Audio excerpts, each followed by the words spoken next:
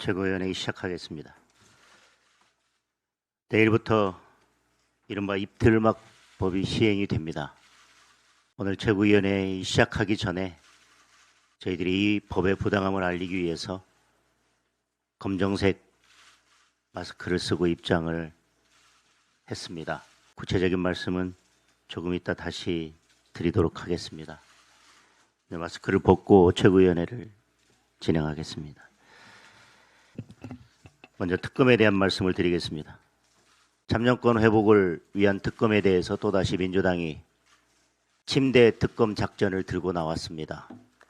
통일교 특검 때처럼 말로만 특검을 한다고 이야기하고 드러누워서 시간만 끌다가 결국은 특검을 무산시키겠다는 작전입니다. 민주당 특검 추천 배제가 궤변이라고 합니다. 그동안 국민의힘 배제 특검을 수없이 밀어붙였던 것을 기억 못하는 겁니까? 선관위를 이 지경으로 만든 것이 민주당입니다. 제3자 추천 특검이 현실적이고 공정하다고 주장합니다. 그러면 그동안 민주당이 밀어붙인 특검들은 비현실적이고 불공정했다고 스스로 인정하는 겁니까? 수사 범위도 이번 사태와 선관위 내부로 제한하겠다고 합니다. 이야말로 진상규명을 거부하겠다는 무책임한 목리입니다. 투표함에서 지난 선거 투표용지들이 튀어나왔습니다. 선거 당일 서영교 의원과 노태학 전 위원장이 통화한 사실까지 드러났습니다. 과거부터의 모든 진상을 규명하고 선거 카르텔까지 뿌리를 뽑으려면 수사 범위 제한이야말로 어불성설입니다. 다시 한번 강조합니다. 이번 특검은 처음부터 국민이 요구했고 결국 국민이 민주당의 특검 수용까지 관철시킨 특검입니다.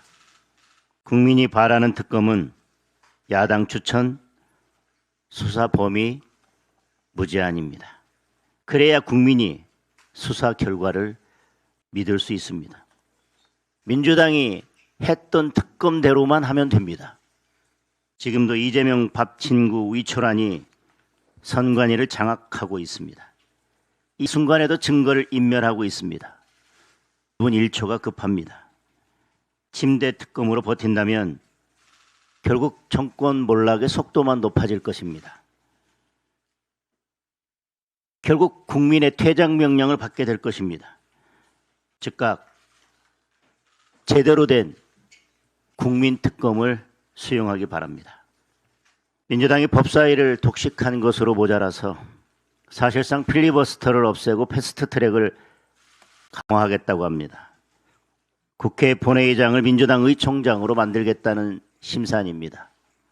이재명 재판 취소 특검을 밀어붙여야 하는데 야당의 목소리가 국민들에게 생중계되는 것이 두려운 겁니다. 검찰을 해체하고 보안 수사권까지 박탈하면서 국민이 그 진상을 알지 못하도록 막겠다는 것입니다. 이대로 가면 이재명 재판 모두 취소될 것입니다. 이재명과 민주당의 권력형 비리 수사는 올스톱 될 것입니다. 최근 광주 여고생 피살 사건만 봐도 이재명 사법 쿠데타의 피해는 고스란히 국민들에게 돌아갑니다. 최고위원회를 시작하면서 말씀드렸지만 내일부터 개정 정보통신망법, 소위 입틀막법도 시행됩니다. 공소 취소를 앞두고 기존의 레거시 언론은 물론 유튜버들의 입까지 모두 틀어막겠다는 것입니다. 정부가 아무렇게나 가짜뉴스 딱지만 붙이면 과징금이 최대 10억입니다. 그동안 이재명 정부가 해왔던 행태를 보면 마음대로 가짜뉴스 딱지를 붙이는 것은 일도 아닙니다. 그 무모한 일을 할 것입니다. 하고야 말 것입니다. 결국 모든 국민들의 입을 틀어막고 말 것입니다. 이재명 반대하는 댓글은 온라인에서 완전히 사라질 것입니다. 우리 당만이 아니라 국제 언론 단체들까지도 우려하는 법안입니다. 그런데도 민주당이 밀어붙였고 대통령은 시행령으로 화답했습니다. 반중 언론 문 닫고 감옥 보낸 홍콩의 모습이 떠오릅니다. 국민의 눈을 가리고 귀를 막고 입까지 틀어막으면 끝은 바로 이재명 독재의 완성입니다. 결국 헌법 개정에서 연임하겠다고 나설 것입니다. 지금 이야기하는 원포인트 개정, 헌법 개정도 아마 그를 위한 빌드업일 것입니다. 국민의힘은 정보통신망법을 다시 개정해서 국민의 자유를 지키고 올바른 검찰 개혁안을 추진해서 국민을 보호하겠습니다. 국민을 지키는 법을 만들고 권력을 지키는 법은 막아내겠습니다. 경제위기 관련해서도 한 말씀 드리겠습니다. OECD가 우리 경제에 경고장을 보냈습니다. 내년 성장률 전망치를 1.5%로 낮춰 잡았습니다. 부채 비율 전망치를 수정해서 내놓으면서 이미 정부 부채 비율이 GDP의 50%를 넘었다고 밝혔습니다. 부동산 세제부터 교육, 노동, 연금, 재정까지 전방위적인 구조개혁이 시급하다고 진단했습니다. 실제로 지금 우리 경제는 벼랑 끝에 있습니다. 작년 사업자 폐업이 100만에 육박하면서 폐업률이 8.64%에 달했습니다. 소상공인 주요 업종 폐업률은 11.0%로 두 자릿수를 기록했습니다. 자영업자 대출 잔액은 1,000조 원을 넘었고 연체는 22조 원에 달합니다. 청년 일자리는 사실상 절벽입니다. 그나마 힘겹게 버티고 있는 기업들은 노란봉투법의 태풍 앞에 마음을 졸이고 있습니다. 협력업체들까지 성과급 내놓으라고 줄 파업에 나서면 우리 경제는 회복 불가능한 내상을 입게 될 것입니다. 이재명 정부의 경제정책이 근본적으로 잘못됐음을 이제라도 깨달아야 합니다. 이 와중에 미국 의회는 우리 정부의 쿠팡 사태 대응을 비판하는 공식 보고서를 내놓았습니다. 백악관도 우려를 표명했습니다. 미국의 무역법 301조 조사에 영향을 끼칠 가능성이 높습니다. 쿠팡의 로비를 탓하면서 가볍게 넘길 수 있는 상황이 아닙니다. 미국의 경제 제재와 보복이 현실화된다면 결국 우리 기업의 막대한 손실과 국민 피해로 이어질 것입니다. 이재명 정권의 유일한 자랑인 증시도 불안하기만 합니다.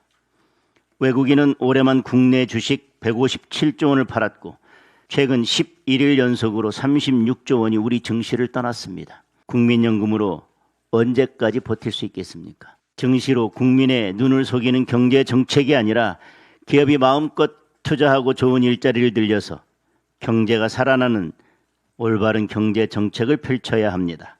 다시 한번 이재명 정권의 경제 정책 대전환을 강력하게 촉구합니다.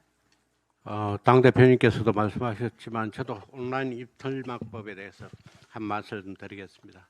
내일부터 정보통신망법, 즉 온라인 입틀막법이 시행됩니다. 벌써 누리꾼들은 이제 댓글 쓰기도 겁난다. 내일부터는 간접 화법을 써야 한다며 검열 포비아에 시달리고 있습니다. 오죽하면 참여연대, 민병 같은 친여 성향 단체까지 공론의 장 위축을 우려하며 이 악법을 반대했겠습니까? 입틀막법에 따르면 온라인상 허위 조작 정보 유통 시 손해액의 최대 5배까지 징벌적 손해배상을 물을 수 있습니다.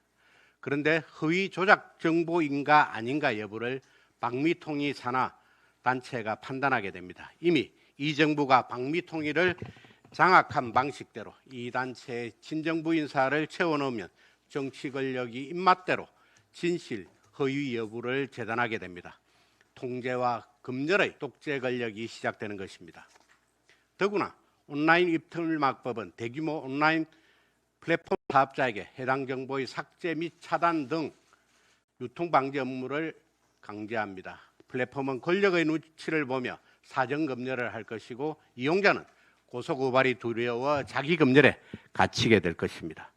민주당은 허위사실 유포를 운운할 자격 자체가 없는 집단입니다. 과거 김대업 병풍 사건부터 광우병 괴담, 사드, 전자파 괴담, 후쿠시마 괴담, 최근에는 연어술 파티 괴담까지 그야말로 가짜뉴스 촉법 정당이 바로 민주당 아닙니까?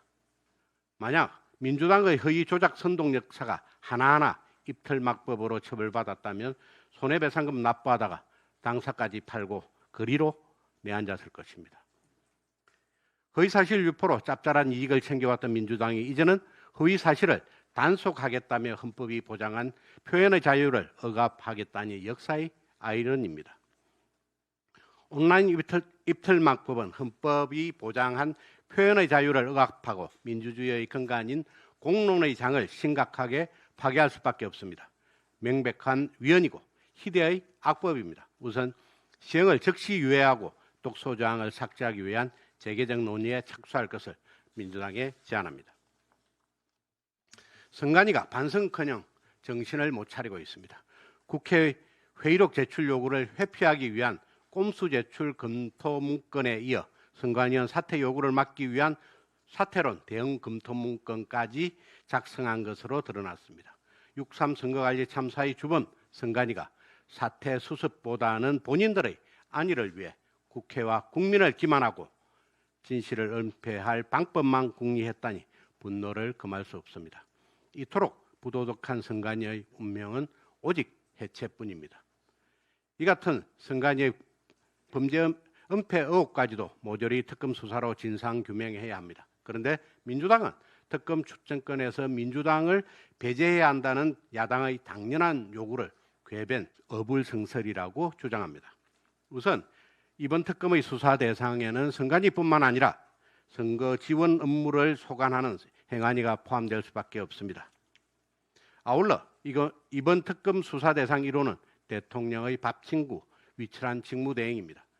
민주당 윤리심판원장 출신이고 이재명 대통령 지지 선언을 했던 과거가 있고 이재명 대통령이 지명한 인물입니다. 따라서 이해 당사자 배제 원칙에 따라 민주당의 특검 추천권은 당연히 배제되어야 합니다. 그리고 민주당이 느닷없이 대한변협 등 제3자 추천을 꺼내들었습니다.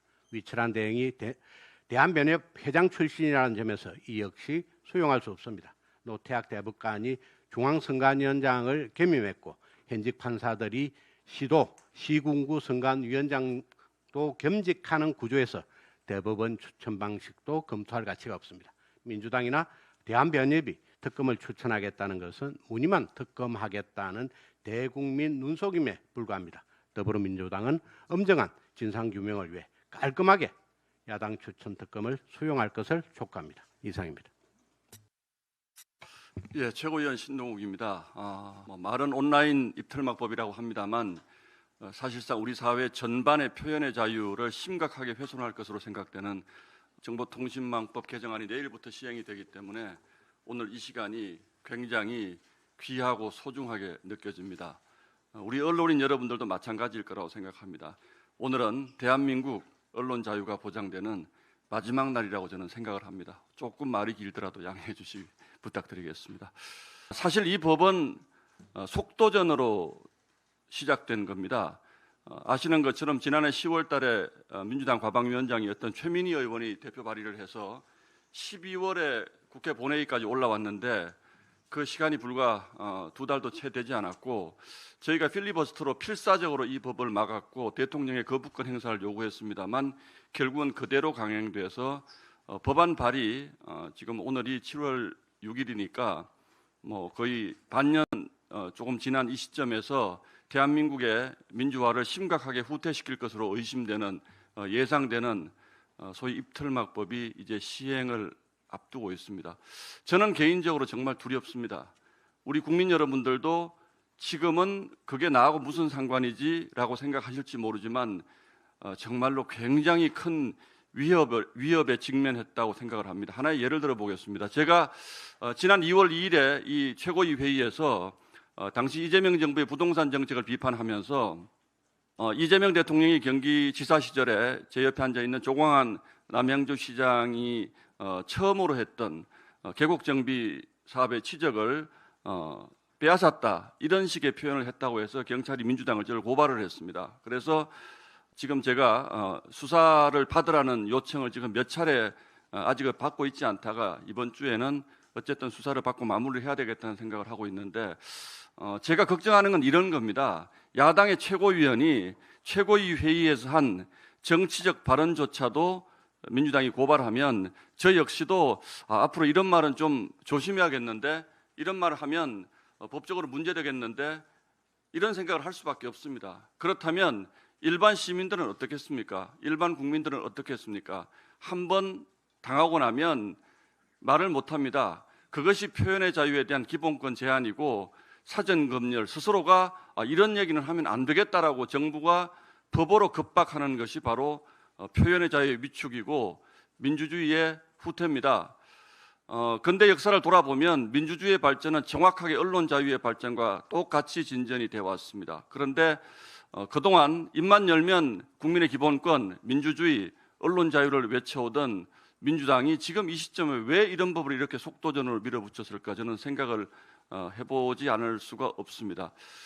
결국은 이재명 대통령에 대한 우리 유튜버들의 비판, 우리 온라인상의 비판, 우리 국민적 저항, 야당의 비판을 틀어막겠다라는 것 이상도 이하도 저는 아니라고 생각을 합니다.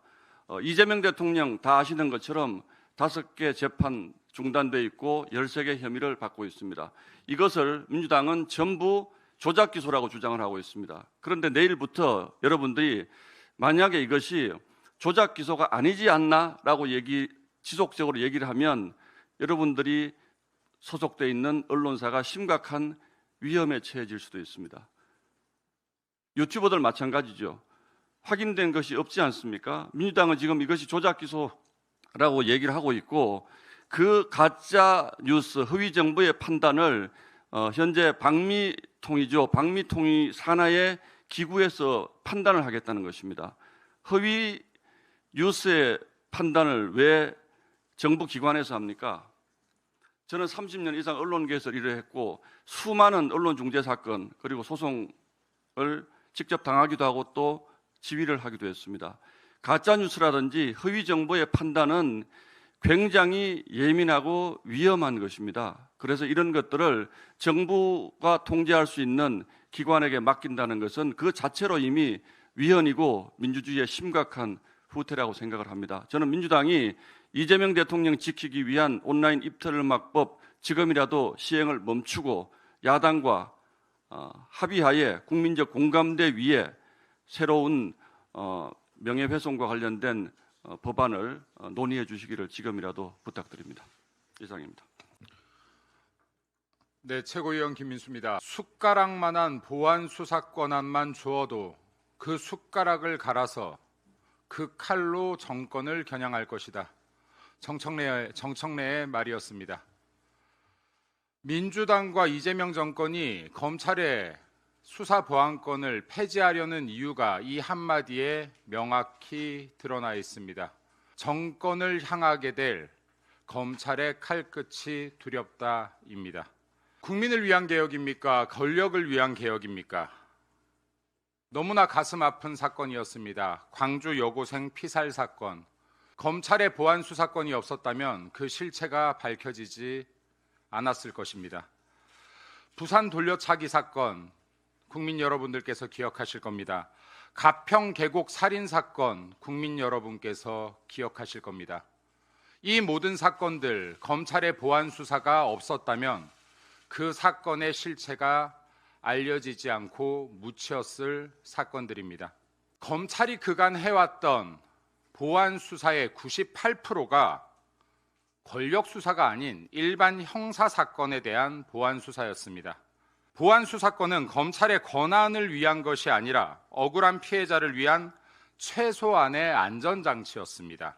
수사 기관 간의 견제와 균형을 위한 최소한의 안전장치였습니다. 존경하는 국민 여러분, 경찰의 수사만 믿고 우리들의 치안, 대한민국의 범죄 다 막아낼 수 있겠습니까? 민주당과 이재명 정권, 검찰의 보안수사권 폐지를 강력하게 밀어붙이고 있습니다. 이재명 정권을 보호하기 위한 입에만 발린 개혁, 지금이라도 멈추기를 바랍니다. 검찰의 보안 수사권 폐지 정책 당장 철회하기를 촉구합니다. 한 가지만 더 말씀드리겠습니다. 6.3 지방선거로 인한 특검에 관해 말씀드리고자 합니다. 민주당이 특검 추천을 놓고 이렇게 실랑이를 벌이면서 시간을 끌 것이라는 것 국민 여러분들까지 충분히 예측할 수 있는 사안이었습니다. 특검 제도가 대한민국의 1999년도에 도입될 때 권력을 향한 수사, 검찰이 제대로 하지 못할까 해서 도입되었던 게 그 첫 번째 이유입니다. 선관위야말로 대한민국의 대통령보다도 대통령의 권한을 뛰어넘는 권한을 가지고 있다는 성역 중에 성역 아니었습니까? 이 특검 추천 제대로 돼야 되지 않겠습니까? 없는 증거를 만들어서 조작하기는 쉽지 않습니다. 하지만 있는 증거를 덮어내는 것은 지금 정권에서 그리 어려운 일이 아니라는 생각이 듭니다. 이재명 정권이 추천하는 특검, 국민들이 믿고 바라볼 수 있겠습니까? 야당 주도의 특검 진행되어야 합니다. 그 범위 제한이 없어야 합니다.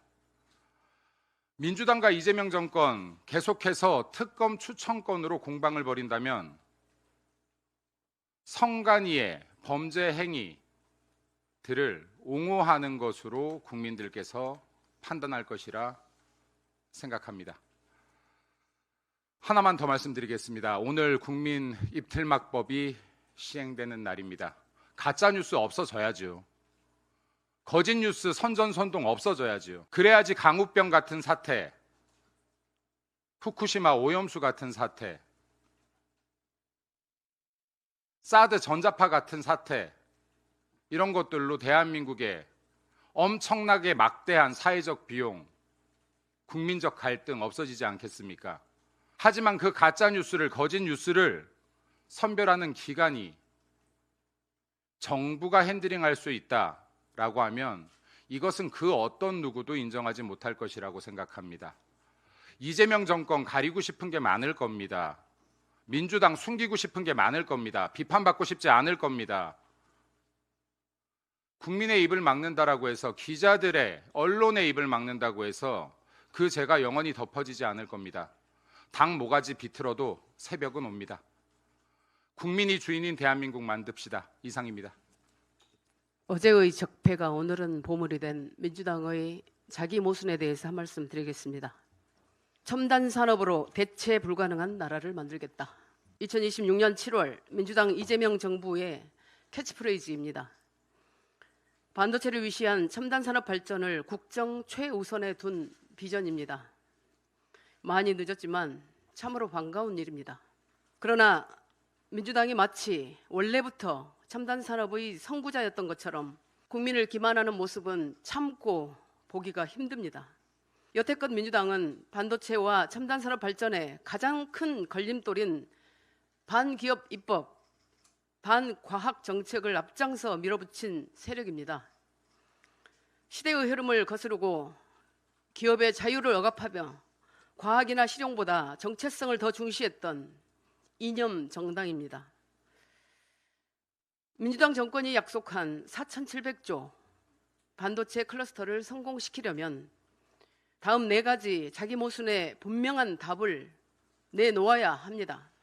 첫째, 민주당은 원자력 발전을 줄곧 반대했습니다. 인류의 재앙처럼 치부하며 탈원전을 부르짖었습니다. 그러나 호남에 추진하겠다는 메가클러스터가 가동되려면 대규모 원전 도입이 필수입니다. 김성환 기후에너지부 장관도 이를 인정했습니다. 원전에 대한 심각한 자가당착을 어떻게 해소할 겁니까? 둘째, 민주당은 노란봉투법과 더 센 상법을 강행했습니다. 현재 반도체 클러스터 투자를 앞둔 기업들이 가장 우려하는 것이 바로 이 2가지 반기업 친노동 법안입니다.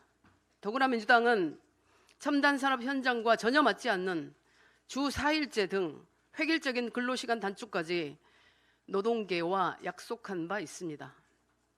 지난 2022년 제가 반도체 산업 특별법을 발의했을 때 대기업 특혜법이라며 반대했던 민주당 아니었습니까?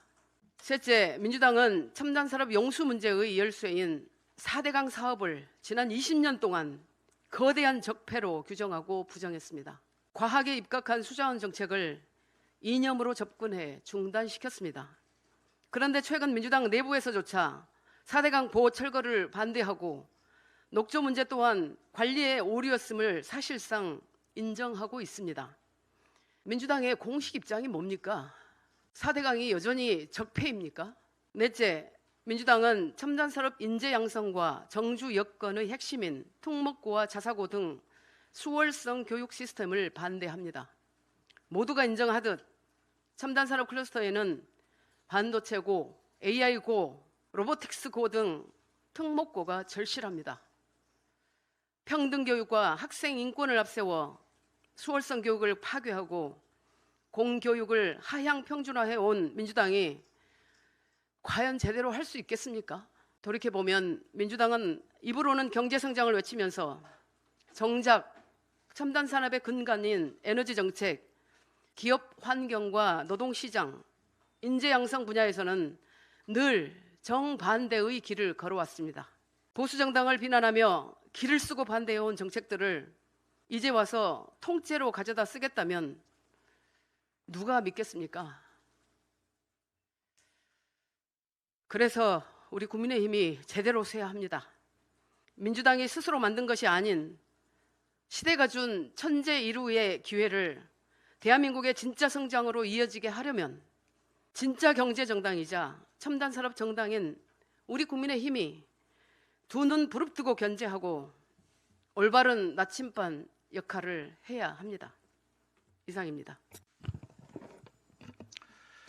최근 이병택 규제합리화위원회 부위원장이 배재고의 스벅가자 응원구호 징계 사례를 비판하면서 성역이 생기면 자유로운 토론이 불가능해진다. 성역은 신성모독 처형을 가능하게 한다.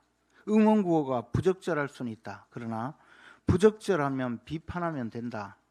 발언을 근거로 처벌을 하면 기본권을 부인하는 일이다. 이렇게 말하면서 배재고 야구부 징계는 과도하다. 학생들의 장난에 가까운 일탈을 징계하면서 이 땅에 5.18이 성역이 되었다.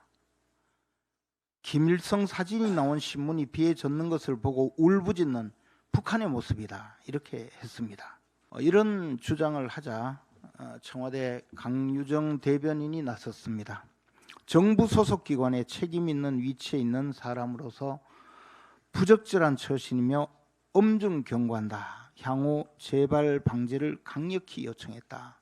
이렇게 발표를 했습니다.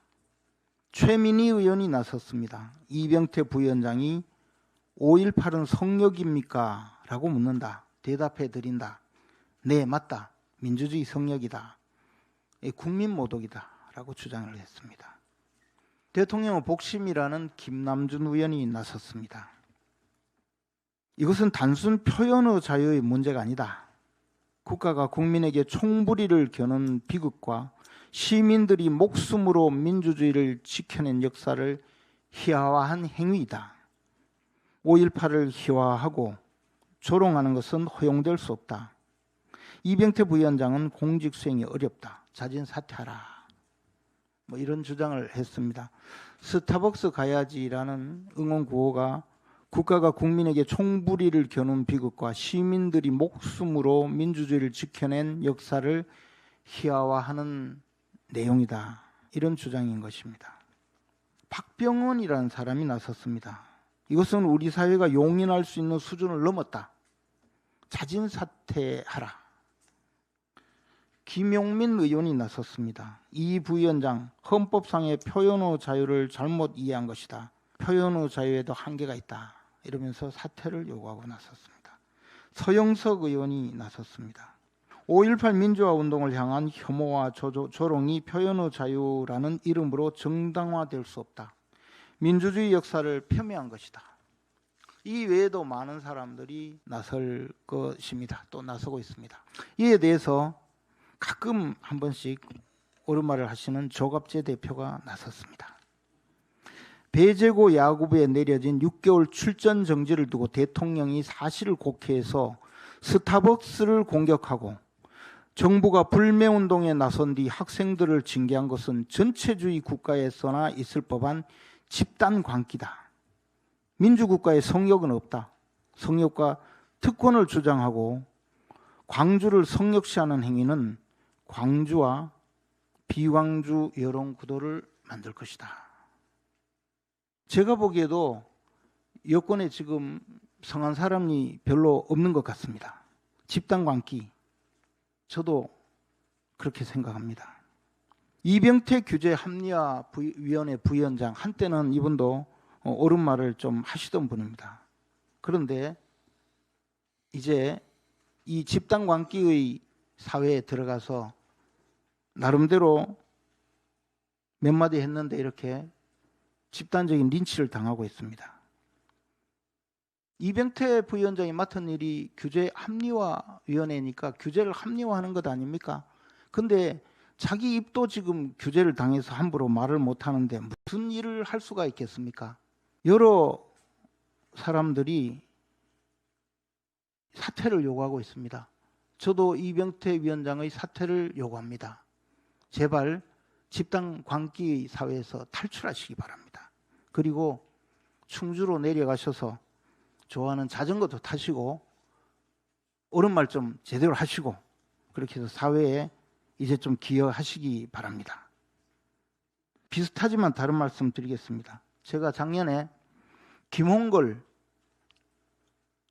씨, 김대중 전 대통령의 삼남 김홍걸 씨가 연희동 김대중 대통령의 사저를 매각하는 사건을 두고 공격을 했습니다. 이에 대해서 김홍걸 씨가 저를 허위 사실 유포 명예훼손으로 고발을 해서 마포경찰서에 조사를 받았습니다. 당시에 이진숙 방통위원장이 체포되던 날 저에게도 출두 요구가 여러 번 오길래 저는 체포되지 않으려고 가서 조사를 받았습니다. 지난주에 무혐의 처분 통보를 받았습니다. 이 사건에 대해서 저는 김홍걸 씨를 용서하지 않을 것입니다. 무고죄로 고발을 할 예정입니다. 전재수 현 부산시장 통일교 뇌물 사건을 제대로 수사하지 않고 있다고 역시 이 최고회의에서 비판을 했더니 저를 마찬가지로 허위사실 유포에 의한 명예훼손으로 고발을 했습니다. 의성경찰서에서 조사를 받았습니다. 아마 곧 무혐의 처분이 내려질 것으로 생각을 합니다. 이에 대해서도 전재수 씨를 무고죄로 고발할 예정입니다. 서영교 의원, 제가 이 자리에서 서영교 의원의 본명이 서팔계인지는 국정감사장에서 처음 알았다고 했다가 역시 명예훼손으로 고발을 당한 사건이 영등포 경찰서에서 수사 중에 있습니다. 이것도 의견서를 다 내고 했는데 아직까지 답이 없습니다. 무혐의 처분이 되면 서영교 의원을 무고죄로 고발할 예정입니다. 이상입니다. 네, 청년 최고위원 우재준입니다. 지난주에 이재명 대통령이 지방을 돌면서 각종 기업들 투자를 발표를 했습니다. 처음에는 물과 전력이 부족하다는 호남에 반도체 대규모 투자를 한다고 해서 문제 제기가 되니까 갑자기 정부 초기만 해도 원전 짓는데 15년 걸린다고, 그래서 너무 오래 걸려서 못 짓는다 그러더니 갑자기 7년 만에 다시 지을 수 있겠다라고 이렇게 설명을 했습니다. 이게 무슨 소린가라고 싶었는데 그러고 나서 이제는 지역 차별 아닌가 이렇게 이야기를 하니까 다시 충청권, 영남권 돌면서 여기에도 뭐 몇백 조씩 몇천 조씩 투자하겠다라고 이야기를 했습니다. 어느 순간 보니까 그냥 공수표구나라는 생각이 들었습니다. 그래서 그냥 웃음이 났습니다. 사실 애초에 2026년 대한민국에서 지금 5년 단임 대통령이 이렇게 기업들한테 외압 넣고 압박 넣어서 무조건 투자하라고 해서 그게 투자가 되지가 않습니다. 기업은 결국 경제 논리에 따라서 정말 자기들이 투자해야 될 곳에 장기적인 관점에서 투자를 합니다. 우리 지금 정부가 해야 될 건 기업이 진짜로 지방에 내려가야 할 요인을 만들어 주는 겁니다. 저는 이재명 정부가 그래도 지방 균형 발전에 대해서 지금 노력하고 의지를 표명한 점에 대해서는 높게 평가합니다. 물러나고 싶습니다. 그렇다면 현실적인 대안에 대해서 좀 논의를 더 했으면 좋겠습니다. 오히려 이재명 정부에서 지금 검토 중에 있는 지방의 전력요금, 산업용 전력요금 차등제 이런 것들은 충분히 저희는 적극적으로 한번 검토해 볼 만한 내용들이라고 생각합니다. 영호남에 우리가 발전기가 대부분 몰려 있기 때문에 송전망 비용이나 이런 부분들이 많이 적은 영호남에 산업용 전력 요금을 차등 적용해서 더 저렴하게 적용해 줄 경우에 아무래도 전력이 많이 드는 산업들이나 이런 것들은 조금 더 지방으로 분산 배치가 되고, 반대로 정말 수도권 입지가 중요한 기업들은 수도권에 남게 될 겁니다. 저는 어설프게 막 공기업들, 국책기관들 강제로 내려보내고 기업들 팔 비트는 것보다 훨씬 더 현실적인 방안이라고 생각합니다. 제대로 논의를 했으면 좋겠습니다. 최근에 한 연예인이 무섭노라는 발언을 해서 이게 뭐 어떻게 노무현 대통령을 비하하는 건 아니냐라는 부분이 논란이 됐습니다. 정치권이 이 부분에 대해서 논란을 좀 키운 측면이 있고, 특히 조국 대표 같은 사람들이 막 본인이 나서서 뭐 이게 어떻게 사투리 설명도 하면서 이게 문제가 된다라고 이렇게 하면서 논란이 더 커졌습니다. 먼저 제가 간단하게 설명해 드리면, 저도 대구 사람이기 때문에 사투리에 대해서 조금 설명해 드리면, 원래 사투리도 고, 노, 나 이런 어미들이 다양하게 쓰입니다. 다양하게 쓰이고 특히 뭐 무섭노 이런 발언들은 특히 젊은 층에서 좀 감탄사의 의미로 그냥 간단하게 쓰이는 내용들입니다. 이게 저는 전혀 정치적인 어떤 의도가 있다고 생각하지 않습니다. 그냥 통상적으로 제 주변에서도 많이 들었던 이런 내용들입니다. 오히려 우리가 괜히 정치인들이 이런 부분들에 있어서 우리 국민들의 언어 생활을 불편하게 하지 않아야 한다고 생각합니다. 저는 오히려 이번 논란 보면서 지금 민주당 정치인들이 노무현 대통령을 너무 이용하고 있다는 생각이 많이 들었습니다. 특히 최근에 민주당이 전당대회를 하면서 노무현 대통령을 이용하는 것들이 너무 심합니다. 저는 노무현 대통령도 그냥 객관적으로 판단받으셨으면 좋겠고, 그리고 지나치게 성역화되어서도 안 되고, 또한 더 나아가서 이용당해서도 안 된다고 생각합니다. 노무현 대통령 공과가 있는 분입니다. 저는 정말 소탈하신 분이었고 인간적이고 격없는 소통을 하신 분이라고 생각을 합니다. 정책에 있어서도 한미 FTA라든지 미래 세대를 위한 연금 개혁 같은 것들 높게 평가받을 부분이 있다고 생각합니다. 다만 너무 지나치게 빠르게 개혁을 하려고 하다가 여러 가지 실수하신 부분들 또는 부작용을 만든 그런 정책도 많았습니다. 제가 그 대학교 08학번이기 때문에 당시 등급제 수능 같은 것들은 굉장하게 사회에 큰 혼란을 줬고 피해자도 많이 양상했던 그런 잘못된 정책이었습니다. 그리고 노무현 대통령 친인척 비리도 문제가 사실은 있었습니다. 그 부분에 있어서 저는 수사의 필요성이 있었다고 생각을 합니다. 그럼에도 불구하고 노무현 대통령의 안타까운 죽음을 두고 마치 이게 검찰 개혁에 아주 필요한 원인을 이렇게 이유를 보여주는 것처럼 이야기하면서 마치 검찰 개혁은 무조건 해야 된다고 하면서 그걸 통해서 결국에는 지금 정부, 지금 권력자들을 아무 수사 못하게 하는 이런 것들도 저는 결국엔 민주당이 노무현 대통령을 이용하고 있는 거라고 생각합니다. 민주당 그렇게 검찰개혁 이야기하면서 막상 야당에 대해서는 온갖 특검으로 해서 자기들이 과거 검찰보다 훨씬 더 강력한 정말 편향적인 수사합니다. 그리고 검찰이 무슨 수사기관이 노무현 대통령 뭐 모욕했다 이렇게 이야기하면서 지금 윤석열 대통령 그리고 김건희 여사에 대해서 수사 과정에서 재판 과정에서 온갖 정보들 다 공개하면서 조리돌림하고 있지 않습니까? 그렇다면 정말 이 사람들이 진짜 진정성을 가지고 저는 사회개혁 이야기하는 거라고 생각하지 않습니다. 이거 결국에는 노무현 대통령을 저는 이용하고 있는 거라고 생각을 합니다. 그리고 이런 노무현 대통령을 이용하고 있는 정치가 오히려 젊은 세대, 다음 세대한테는 반감을 일으키고 그게 노무현 대통령에 대한 반감까지도 일정 부분은 이어진다고 생각을 합니다. 저는 지난번 배제고 사건도 사실은 같은 맥락이라고 생각합니다. 5.18도 우리나라에 너무 고마운 분들입니다. 정말 우리나라 민주주의를 이룩해준 너무 고마운 민주유공자 분들입니다. 다만 이거를 이용하는 정치인들이 있고 그런 부분들에 대해서 반감이 오히려 사회 갈등을 일으키고 있는 측면이 있다고 생각합니다. 저는 역사의 평가에 뒀으면 좋겠습니다. 정치인들이 이용하지 않았으면 좋겠습니다. 이상입니다. 군 신신 부부 자자라는 말이 있습니다. 우리는 이 말을 왕은 왕다워야 하고 신하는 신하다워야 한다는 도덕 교과서 구절로 이해를 합니다. 하지만 춘추 전국시대라는 무질서의 극치 속에서 나온 이 말은 지위와 역할을 엄격히 분리해서 지적한 냉철한 통찰입니다. 앞에 군은 임금 복장을 하고 자리에 앉아 있는 인간을 뜻하고 뒤에 군은 그 자리가 요구하는 역할과 책임을 뜻합니다. 즉 왕의 벼슬을 차고 앉아 있어도 그 구실을 못하면 그건 왕이 아니라 그저 권력에 취한 한 인간일 뿐이라는 뜻입니다. 자리가 요구하는 역할과 책임을 제대로 해내지 못하면 사회는 각자의 욕망에만 집착하는 정글로 변하게 됩니다. 지금 대한민국 각자가 제 역할을 제대로 하고 있나요? 대통령이 헌법적 가치인 표현의 자유와 반공주의라는 이념을 짓밟으며 커피 프랜차이즈와 실랑이를 벌였습니다. 더 가관인 것은 국무위원이라는 장관들이 줄줄이 따라서 커피에 대해 감나라 배놔라 장단을 맞추고 참담한 부끄러운 국격의 추락입니다. 국무총리는 직에서 내려오자마자 다급하게 당내 파벌 싸움의 최전선으로 달려가 진흙탕 싸움을 하고 있습니다.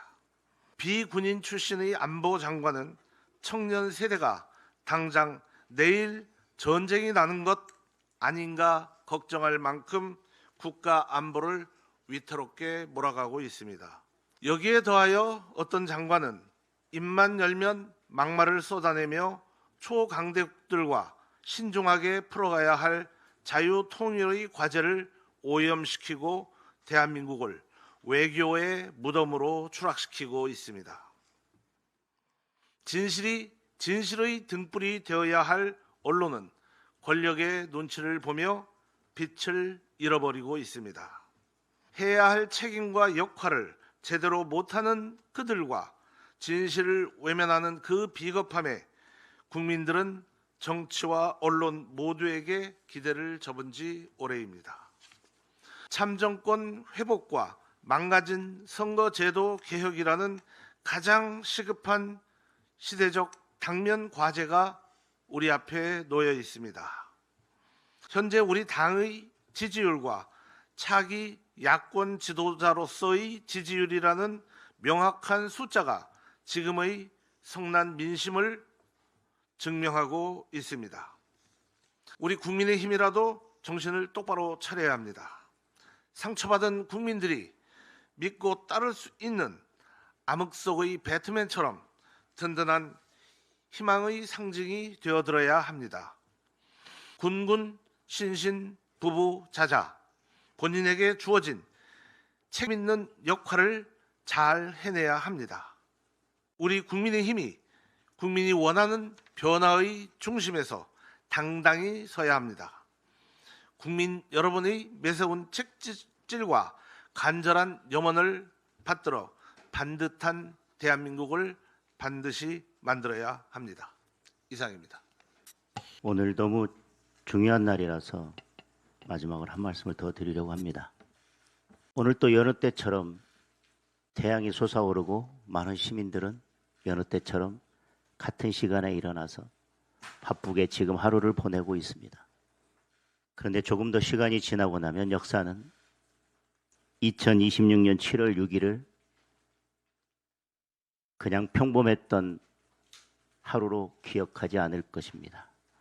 어쩌면 대한민국은 2026년 7월 6일과 2026년 7월 7일 사이를 큰 선으로 그어놓게 될 것입니다. 많은 분들이 입틀막법에 대해서 말씀하셨습니다. 제가 여러 번 말씀드렸지만 독재는 침묵을 먹고 자라납니다. 검찰을 해체한다고 했을 때 검찰이 자신들이 가지고 있는 칼과 방패로 온몸으로 막아냈더라면, 그리고 목소리를 냈더라면 그 다음 사법부 장악은 없었을 것입니다. 우리가 법원 앞에 가서 계속 규탄대회를 하면서 그 다음 사법부가 대상이 될 거라고 말씀드렸습니다. 이 독재의 칼날이 곧 사법부의 심장을 관통할 것이라고 말씀드렸습니다. 그런데 사법부는 스스로 지키기를 포기하고 대통령에 대한 5개 재판을 모두 중지시키고 스스로 권력의 하수인이 되기를 선택했습니다. 검찰과 사법부가 무너질 때 우리가 피토하는 심정으로 그 다음은 언론이 될 거라는 말씀을 드렸습니다. 그래서 언론이 검찰 해체와 사법부 장악을 제대로 보도하고 국민들의 목소리를 제대로 알아야 된다고 말씀드렸습니다. 이제 그 칼끝이 내일부터 언론을 찌를 것입니다. 제가 보기에는 지금 언론은 침묵하고 있습니다. 오늘 말씀드린 보안수사건, 6.3 지방선거에 대한 특검, 배재고 사태, 대한민국에서 납득할 수 없는, 용납할 수 없는 일들이 벌어지고 있지만 맨 앞에서 국민들의 목소리를 전해야 될 언론이 그동안 침묵하고 있었기 때문에 결국 내일부터 독재의 칼이 언론을 향하게 된 것입니다. 역사는 2026년 7월 6일을 대한민국 민주주의가 사망한 날로 기억할지도 모릅니다. 이제 오늘 우리는 대한민국 민주주의의 종언을 고하고 있는 것인지도 모르겠습니다. 모든 것을 집어삼킨 권력이 이제 국민의 입마저 집어삼키려 하고 있습니다. 국민의 입을 대변해야 될 것은 언론입니다.